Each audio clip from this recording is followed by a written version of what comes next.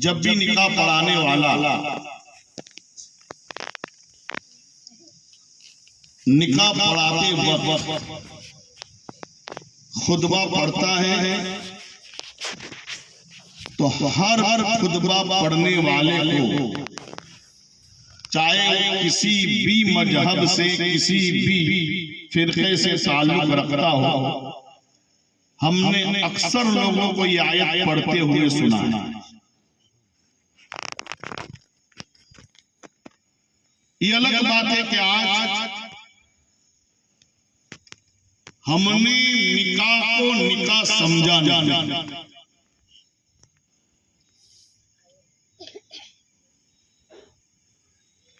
हमने निकाह को निकाह नहीं समझा, हमने शादी को भी एक तमाशा बनाकर रख दिया है। अब देखिए, जिसके भी यहाँ शादी होती है, निकाह होता है, हमारा निकाह खाली कंकोत्री तक सुन्नत है। जब कार्ड छपता है, कंकोत्री छपाई जाती है, तो उस पर पहले ही सर पर ये लिख दिया जाता है, अन निकाहो मिन सुन्नती, निकाह नबी की सुन्नत। कहां तक? खाली कार्ड पर। वरना हम पूरी शादी देखते हैं, हमारे घर, हमारे समाज को हम देखते हैं कि निकाह खाली कंकोत्री तक सुन्नत है, वरना पूरी शादी में हमारा कोई काम सुन्नत के मुताबिक नहीं। इसलिए कि हमने निकाह को समझा ही नहीं। निकाह का खुतबा क्या है? आप देखिए, शादी के दिन, शादी के मौके पर सबसे अहम जो काम है, न वो खिलाना पिलाना है, न वो बारात है, न मंडप लगाना है। आप किसी भी नबी की जिंदगी को पढ़िए, मेरे नबी ने कम से कम 11-12 शादी फरमाई। आप कहेंगे बाबा 11-12 शादी कम है, तो आप कम से कम कहते हैं।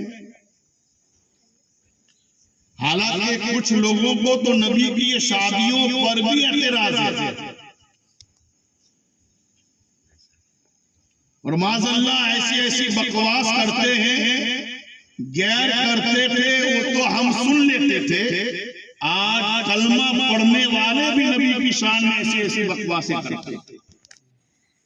इसलिए कि कुछ लोग नबी की जिंदगी को अपनी जिंदगी की तरह समझते हैं। मैंने कहा तेरा जीना और है, नबी का जीना और है। तेरी जिंदगी और है, नबी की जिंदगी और है। तू जीता है अपने नफ्स के लिए, तेरी जिंदगी नफ्स के लिए, तेरा खाना नफ्स के लिए, तेरा पीना नफ्स के लिए, तेरी रात की नफ्स के लिए है, मगर मुस्तफा का एक लम्हा अपने खुदा के लिए है। सुभान अल्लाह, सुभान अल्लाह। मेरे नबी ने जिंदगी में जो कुछ भी किया सिर्फ अल्लाह ही की रजा के लिए किया है। कुछ लोग नबी की 11 शादी पर एतराज करते, हो सकता है हमारे कुछ एजुकेटर लोग, कुछ पढ़े लोग, जिसको दीन का इल्म नहीं, दुनिया का तो बहुत है, लोगों को धोखा देने का इल्म बहुत है, लोगों को उल्लू बनाने का इल्म बहुत है, छेतरपिंडी का इल्म बहुत है।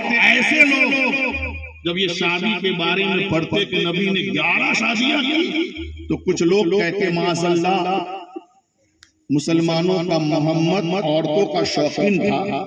मैंने कहा हदीसों में लिखा है अल्लाह तबारक व तआला ने हमारे नबी को जन्नत के 40 मर्दों की ताकत अता फरमाई थी। जन्नती 40 मर्दों की ताकत। और जन्नत में एक मर्द दुनिया के 1000 मर्दों के बराबर। अब इस अंदाज से सोचिए, नबी को 1-2 नहीं 40,000 शादियां करने की जरूरत थी। ये मेरे नबी का मौजूदा है। आप अपने एक नफ्स पर कंट्रोल नहीं करते।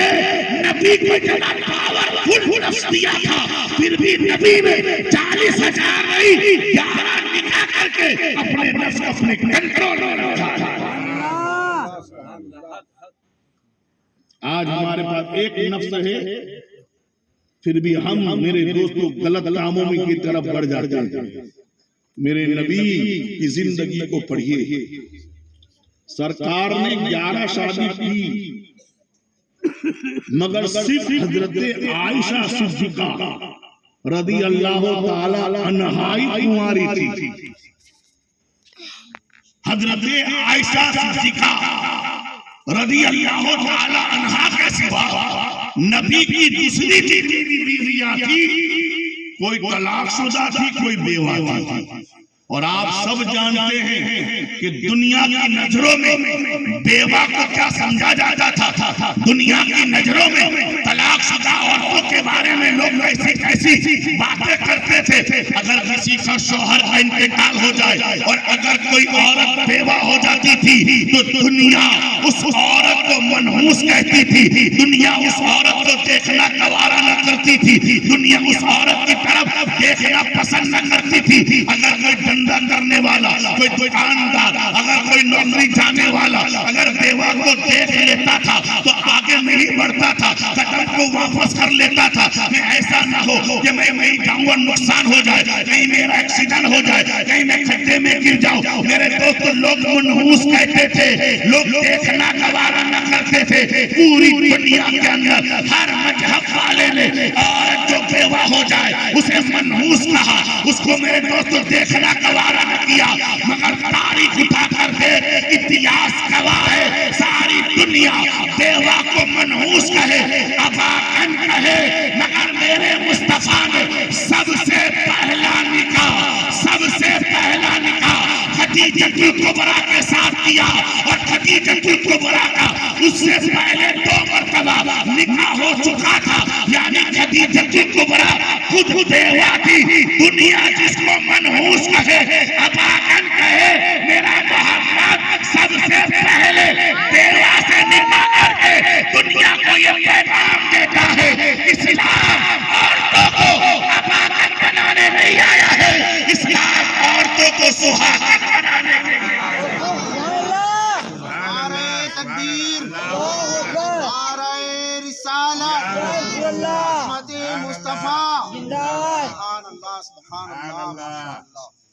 मेरे नबी ने सबसे पहला निकाह खदीजतुल कुबरा के साथ किया। जोर से कहिए। हमारे कितने लोगों को, कितने भाइयों को ये खदीजा कौन है ये भी मालूम नहीं। कैटरीना कैफ कौन है देखो, करीना कपूर कौन, बच्चे को मालूम है ना अख्तर भाई।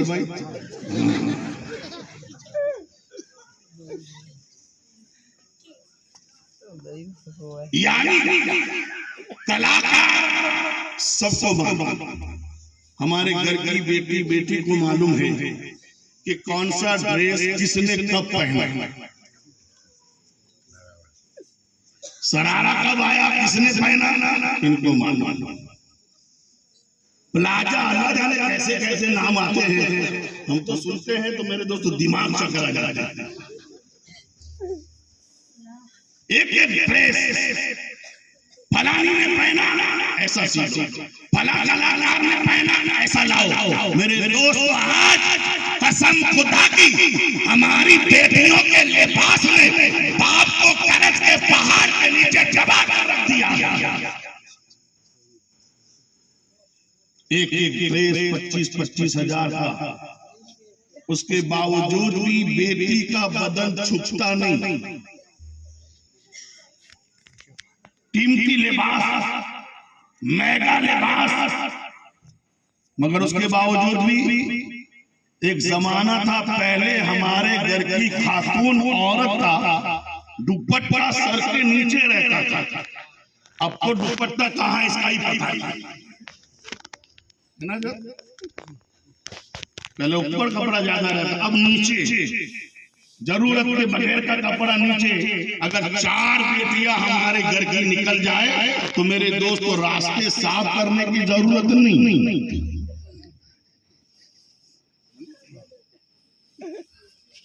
मैं कहना ये चाहता हूं,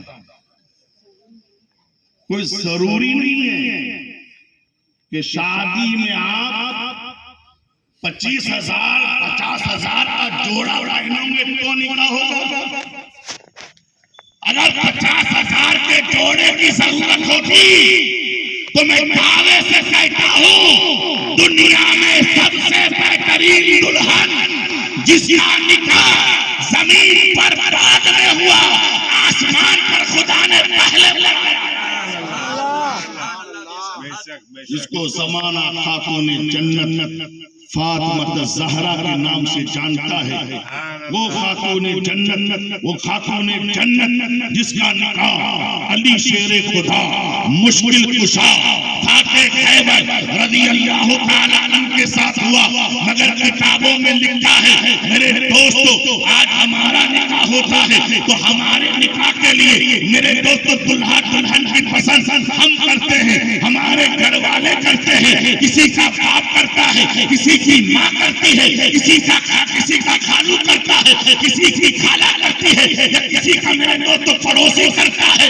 ये किस्मत है या ये अजमत है खातून जन्नत फातिमा ज़हरा की कि मेरे दोस्तों फातिमा के लिए दुल्हा किसी दुनियादार ने नहीं, खुद परवरदिगार ने पसंद करवाया।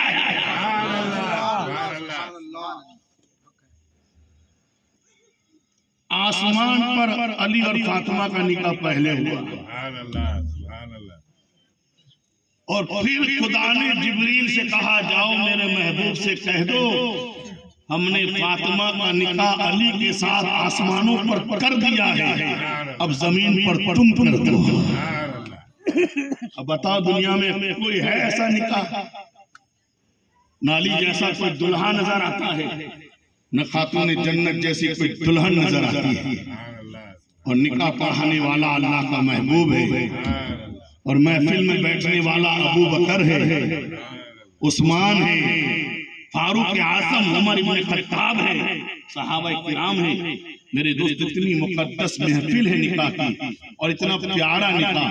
मगर आप इतिहास उठाकर देखिए, तारीख उठाकर देखिए, किताबों में पढ़िए कि खातून जन्नत ने शादी के दिन भी जो जोड़ा पहना था वो हजारों का नहीं था। उस दिन भी मेरी माँ फातिमा ने शादी के दिन दुल्हन के लिबास के तौर पर जो चादर पहनी थी, ओढ़ी थी, उस पर भी 70 पैबंद लगे थे। कितने पैबंद? 70 पैबंद यानी टिंगले। आज 25,000 50,000 का लिबास भी हमारी बेटी बहन को छुपा नहीं सकती। मगर मैं कहता हूँ आज उसे हम कीमती कहते हैं, जो चमक दमक दे हम उसे कीमती कहते हैं, जो हजारों में खरीदा जाए उसे हम कीमती कहते हैं। मैंने कहा कीमत देखनी हो तो अपनी बेटी का लिबास न दे या अपनी बहन का लिबास न दे, कीमत देखनी है तो फातिमा ज़हरा की चादर की कीमत पूछ। 13-25,000 का लिबास तेरी बहन बेटी को न छुपा सका।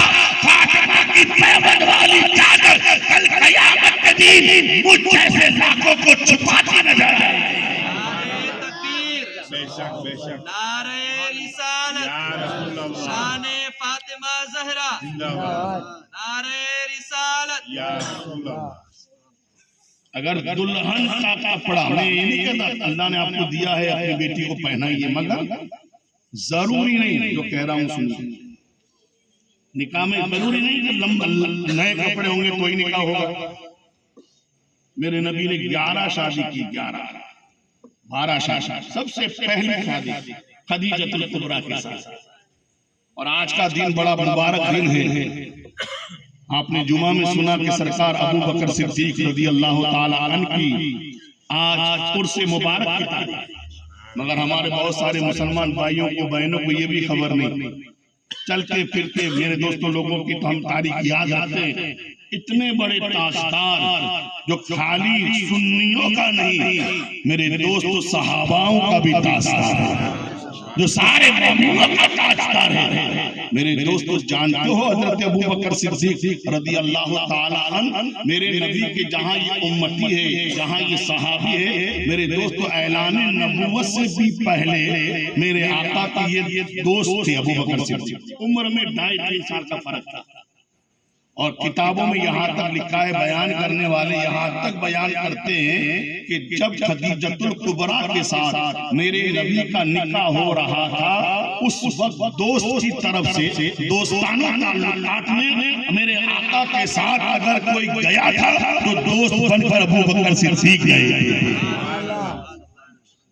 बल्कि बयान करने वाले यहाँ तक बयान करते हैं कि मेरे आका ने निकाह के वक्त जो जोड़ा पहना था, मेरे आका ने निकाह के वक्त जो कपड़े पहने थे, वो भी अबू बकर ने अपनी दोस्ती के तौर पर मुस्तफा की बारगाह में नजराने के तौर पर पेश किए। ये है अबू बकर सिद्दीक। खदीजतुल कुबरा के साथ पहला निकाह हुआ। आप जानते हो उस वक्त मेरे आका की उम्र क्या थी? आप तो 1 दिन 2 दिन 4 दिन बड़ी और छोटे हैं, कभी हम निकाह नहीं करते। शर्म आती है, शर्म। बाबा ये तो 1 साल 2 साल बड़ी थी, ये तो 1 साल 2 साल बड़ा है, हम निकाह नहीं करेंगे। हालांकि निकाह के लिए शरीयत में उम्र की भी कोई कैद नहीं। अब तारीख उठाकर देखिए, जो बात मैं बता रहा हूं बिल्कुल शरीयत के दायरे में रहकर कुरान और हदीस की रोशनी में बता रहा हूं। हमारे नबी का पहला निकाह खदीजतुल कुबरा के साथ हुआ तो उस वक्त हमारे नबी की उम्र पाक 25 साल की थी और नबी का पहला निकाह था। और खदीजतुल कुबरा की उम्र उस वक्त 40 साल की थी। कितने साल की थी बोलो? 40। और खदीजतुल कुबरा का नबी के निकाह से पहले 2 या 3 निकाह हो चुके थे। अब 2 मर्तबा बेवा हो चुकी थी। आपके बच्चे भी थे। अंदाजा लगाओ आज हमारा कितना भी मेरे दोस्तों शरीयत का जानने वाला, शरीयत पर चलने वाला जवान भी होगा तो मेरे दोस्तों ये निकाह करने को तैयार नहीं होगा। हम तो देखते हैं जो खुद कालियां है वो गोरी ढूंढता है। पहले आईने में तू तेरा मुंह तो दे, समझ में आई भाई? यानी खुद को नहीं देखता कि मेरा ढांचा कैसा है, मेरा चेहरा कैसा है। दुल्हन तो परी चाहिए, परी। अल्लाह ताला सबको परियां अता फरमाए। मैं कहता हूँ तो शरीयत पर चल, नबी के कानून के मुताबिक चल, परी नहीं जन्नत की हूरें तेरे निकाह में अल्लाह ताला फरमाए। मगर कहना ये चाचा निकाह में खाना कोई अहमियत नहीं रखता। हम तो जो पहले खिलाते हैं पहले, ये तो शरीयत में है ही नहीं। खाना जो सुन्नत है निकाह में वो वलीमे का खाना, समझ में आई? जो निकाह के बाद शबे जोफाब के बाद पहली रात के बाद दुल्हा की तरफ से खिलाया जाता है, वो खाना मेरे दोस्तों सुन्नत मुस्तफा है। मेरे नबी ने हर निकाह के बाद वलीमा फरमाया है। और वलीमे के लिए भी कोई जरूरी नहीं कि 50 देग पकाओ, 50-25 देग पकाओ, नहीं। सरकार फरमाते अगर तेरी हैसियत नहीं है, एक बकरी को जबे कर और अपने रिश्तेदारों को खिला दे वलीमे की नियत से, सुन्नत हो जाएगा। मगर आज हम वलीमा नहीं खिलाते। उसका कारण मैंने ढूंढा कि भाई वलीमे की दावत क्यों नहीं की जाती। वलीमे से पहले तो हम खिला देते हैं, शादी के पहले खिला देते हैं, निकाह से पहले खिला देते हैं। जो निकाह के बाद खिलाना लड़के वालों के लिए सुन्नत है, वलीमा है, वो क्यों नहीं किया जाता? तो मुझे मेरे दोस्तों कुछ लोगों ने बताया और हकीकत भी यही है कि बाबा अगर वलीमा खिलाएंगे तो हमारा व्यवहार कैसे लेंगे। कुछ लोग व्यवहार के लिए सुन्नत को छोड़ देते हैं। मैंने कहा वलीमा खिलाना अलग बात है, व्यवहार लेना अलग बात है। और आपने भी इसका तजर्बा किया होगा, अनुभव किया होगा कि जो लोग आते हैं वो खाने के पैसे नहीं देते, व्यवहार पैसे। हमने अक्सर जगह देखा है कि मेरे दोस्त तो खाने वाले पूरे कुटुंब वाले होते हैं, 5,000 का खा जाते हैं और सलामी खाली 101 लिखवाते हैं। बोलो है कितनी लिखवाते? खा गए 5,000 का, खा गए 5,000 का और लिखवाया तो 101, 201, 501, इतना ज्यादा से ज्यादा ही खाते। और कुछ लोग ऐसे भी होते हैं जो खाते भी नहीं, बल्कि कोई काम था, कोई ऐसी पोजीशन थी कि वो शादी में पहुंचा भी नहीं, फिर भी फोन से अपने दोस्त को कह देता है मैं नहीं आ सकता, मेरी सलामी लिखवा दे। तो मैं कहता हूं अगर खाने के पैसे होते तो वो 5,000 का खाने वाला 100 ना लिखवाता, और जो नहीं आया है वो मेरे दोस्त को 500 ना लिखवाता। पता चला वलीमा अलग चीज है, व्यवहार अलग चीज है। अगर कोई वलीमे की दावत खिलाकर भी व्यवहार देता है तो ये गुनाह नहीं है, इसलिए कि व्यवहार अलग सिस्टम है, वलीमा मुस्तफा की सुन्नत। इसलिए दुनिया के व्यवहार के लिए नबी की सुन्नत को न छोड़ो। ये मेरे दोस्त ये बाकी जो नुक्तों की बता रहा हूँ याद रखना, जो जहां हमको खर्च करना है वहां हम नहीं खर्च करते, और जहां नहीं खर्च करना है वहां हम लाखों खर्च करते। कहना ये चाहता हूं कि शादी में मंडप की अहमियत नहीं, अलग बात है खुशी का दिन है आप मंडप बांधिए, खिलाने का नहीं। मेरे नबी ने 11 शादी की, मुझे एक भी प्रोग्राम, एक भी निकाह बताओ कि मेरे दोस्तों सरकार 500 बारात लेके गए हो। 2-4 घर वाले थे, 1-2 दोस्त थे, निकाह की महफिल सजी, निकाह हो गया। कभी कभी नबी ने तो मैदानों में जंग के मौके पर भी निकाह किया। ये बारात की सिस्टम भी हमने बनाई, और बारात में मेरे दोस्तों हम इतनी ले जाते हैं कि सामने वाले का सत्यानाश हो जाए।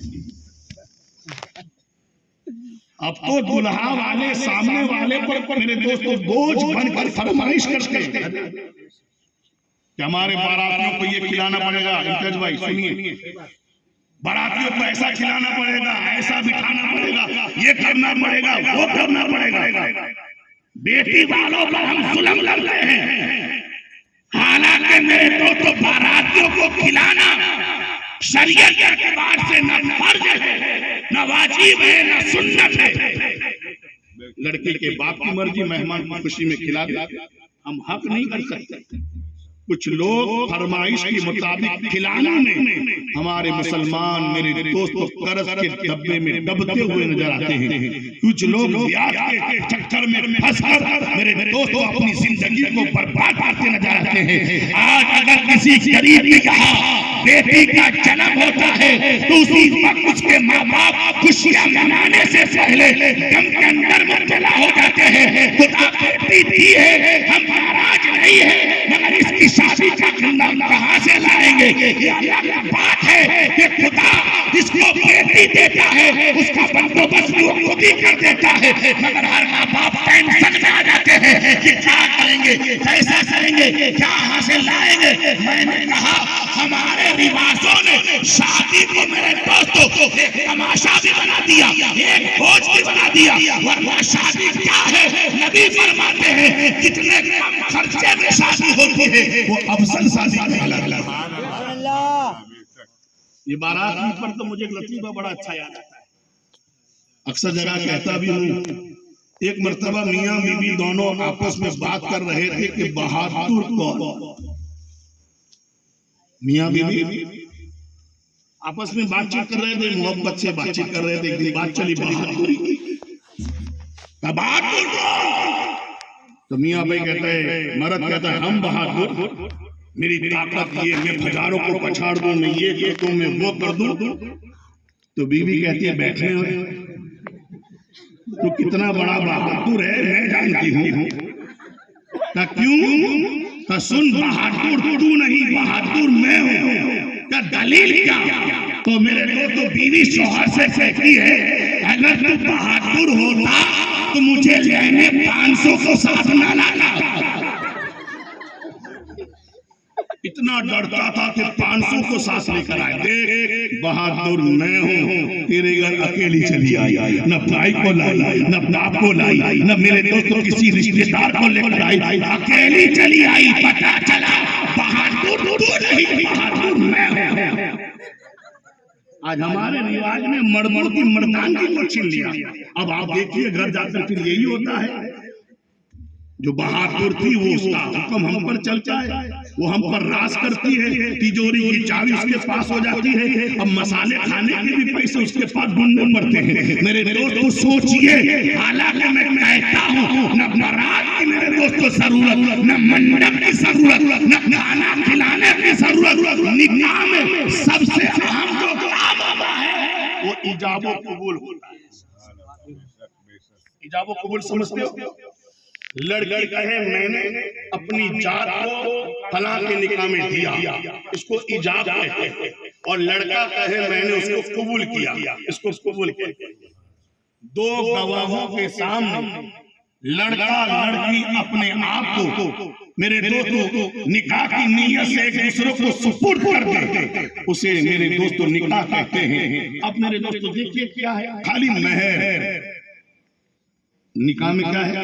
महर। ये भी लड़की का हक है। अभी मैंने कहा कहीं शरीयत हमको याद नहीं आती, शरीयत कब याद आती जब महर की बात आती। महर कितनी लिखने की? बाबा शरीयत के मुताबिक लिख दो ना, शरीयत के मुताबिक।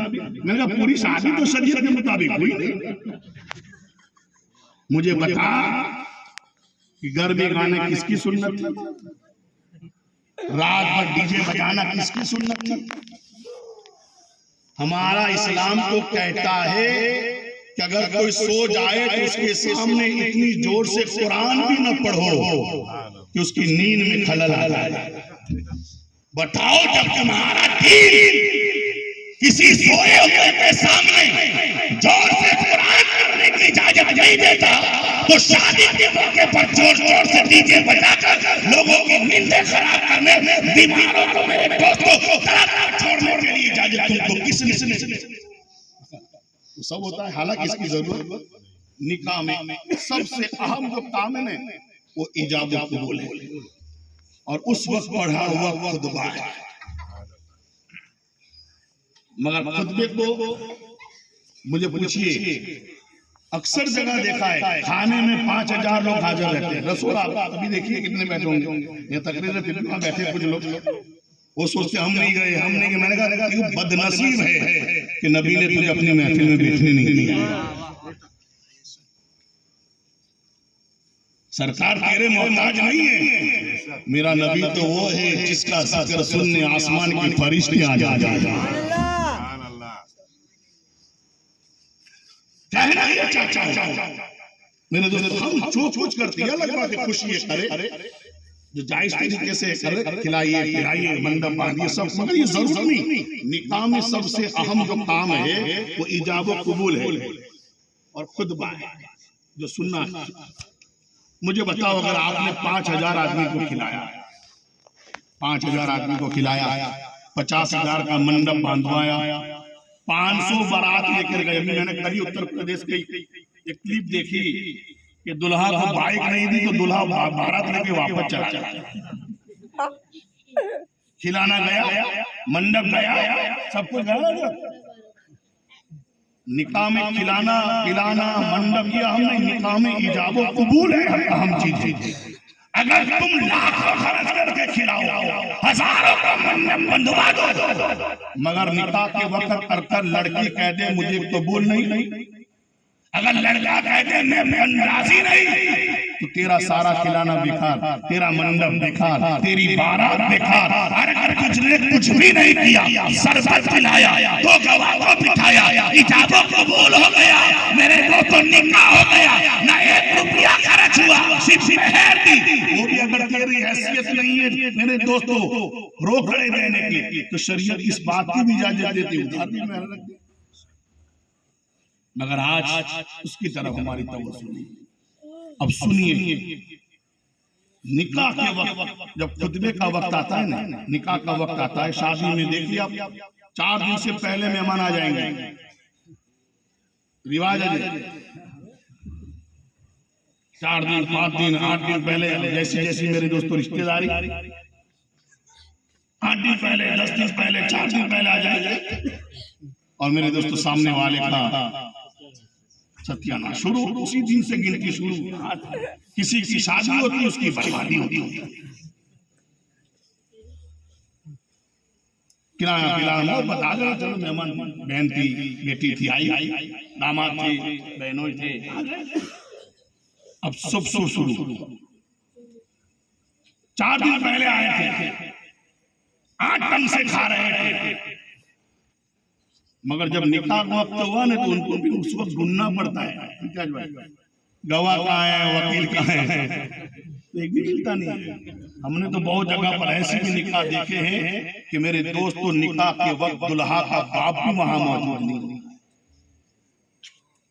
और अक्सर जगह ये माहौल बन गया है कि मेरे दोस्तों निकाह की जहां प्रोग्राम होता है, निकाह का स्टेज होता है, या निकाह के लिए जहां दुल्हा को बिठाया जाता है, सामने औरतें आके बैठ जाती है, मर्द कहाँ गायब रहते हैं, बोलो है कि अफसोस तो देखिए, हमारे यहाँ प्रोग्राम होता है ना, तो बीच में पर्दा मार देते हैं, आज तो नहीं लगाया है, पर्दा होता है, औरतें अलग मर्द अलग, और जैसे तकरीर खत्म है पर्दा खाने साथ में बैठ जाते, यानी शरीयत के साथ में मजाक। तो जो पर्दा तकरीर में जरूरी था, तो खाने में जरूरी नहीं, मगर हम खाने में पर्दा हटा देते। ये सारी बात कहना ये चाहता हूँ कि निकाह बहुत अहम चीज है, और निकाह में खुतबा ये बहुत बरकत वाली चीज है, मगर हम उसको भी सुनते नहीं। सुनिए, निकाह कोई भी खुतबे की अहमियत क्या है। आप जुमा का खुतबा, जिसके अंदर आप देखते हैं कि बहुत सारे हमारे नवाब साहब, जब इमाम साहब खुतबा देने खड़े होते हैं मिंबर पर, तब लोग आते हैं, तब वजू करते हैं, तब सुन्नतें पढ़ते हैं। हालांकि आप किसी भी आलिम से जाकर पूछिए कि जुमा का खुतबा हो रहा हो, बातचीत करना तो दूर की बात है, आप किसी को इशारे से भी कुछ नहीं कह सकते। अब सुनिए, दुरूद शरीफ कह दीजिए, मैं खुतबे की अहमियत समझा रहा हूं। दुरूद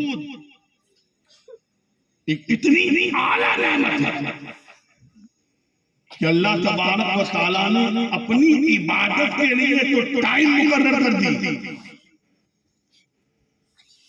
नमाज अहम इबादत, नमाज अफजलुल इबादत, नमाज बेहतरीन इबादत, नमाज इतनी आला इबादत कि करबला वालों ने बताया, जरूरत पड़ी खाना छोड़ दिया, जरूरत पड़ी पानी छोड़ दिया, जरूरत पड़ी औलाद को छोड़ दिया। अरे आज तो ये जरूरत हुई तो नाना का मदीना छोड़ा, मगर ऐसी पोजीशन में भी हुसैन ने नमाज को न छोड़ा।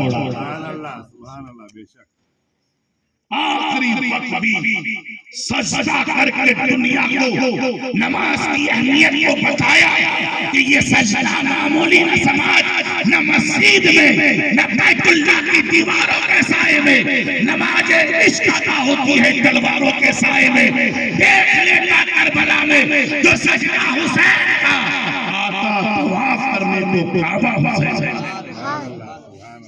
इतनी आला नमाज, इतनी बेहतरीन नमाज, गाज़ी मिल्लत एक जुमले में समझाते हैं, नमाज पढ़ो तो बंदगी है, समझो तो जिंदगी है। जो किसी मुसलमान पर आकिल व बालिग को माफ नहीं। नमाज की अहमियत जानते हो? नमाज कैसी फर्ज, तो उलमा फरमाते हैं अगर आप खड़े रहकर नहीं पढ़ सकते, आप इतने कमजोर हो गए कि खड़े नहीं रह सकते, फिर भी नमाज माफ नहीं। अब बैठ के पढ़ो, बैठ के पढ़ो, मर्द हो या औरत, ऐसा नहीं कि औरतों पर माफ है, सबकी बात बता रहा हूं। मर्द हो या औरत, मुसलमान है, अकील बालिग है, अगर मेरे दोस्त उनकी वो ममनू दिन नहीं है, नापाकी के दिन नहीं, तो नमाज उस पर माफ नहीं। हाँ, कुछ औरतें हैं जिन पर महीनों में कुछ नापाकी के दिन आते हैं, उस वक्त उन पर नमाज माफ हो जाती है, उनका पढ़ना जरूरी नहीं।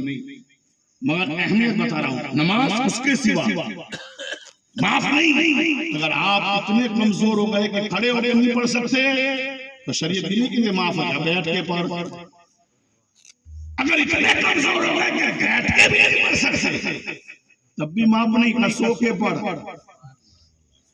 और सो के भी नहीं पढ़ सकता तो आंख के इशारे से पढ़।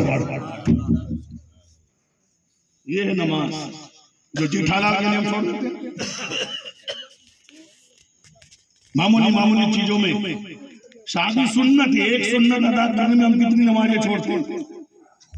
कुछ हमारे नौजवान भाई मस्जिद में निकाह पढ़ने का तो शौक रखते हैं, मस्जिद में नमाज पढ़ने का शौक नहीं रखते। आगे लोगों को खबर पड़े कि दूल्हा कितना नेक है, निकाह मस्जिद में पढ़वाया। मैंने कहा वो सुन्नत है, नमाज फर्ज है मस्जिद। सुनिए वकील साहब, इतनी अहम नमाज जो करबला वालों ने कभी तर्क नहीं की, जान दे दी मगर नमाज न छोड़ी। मगर ऐसी नमाज के लिए भी खुदा ने टाइम रखा है। ऐसा नहीं कि आप कभी भी पढ़ लो। फजर के लिए फजर का टाइम, जोहर के लिए जोहर का टाइम, असर के लिए असर का टाइम, मगरिब के लिए मगरिब, इशा के लिए इशा का टाइम। बोलो है कि नहीं?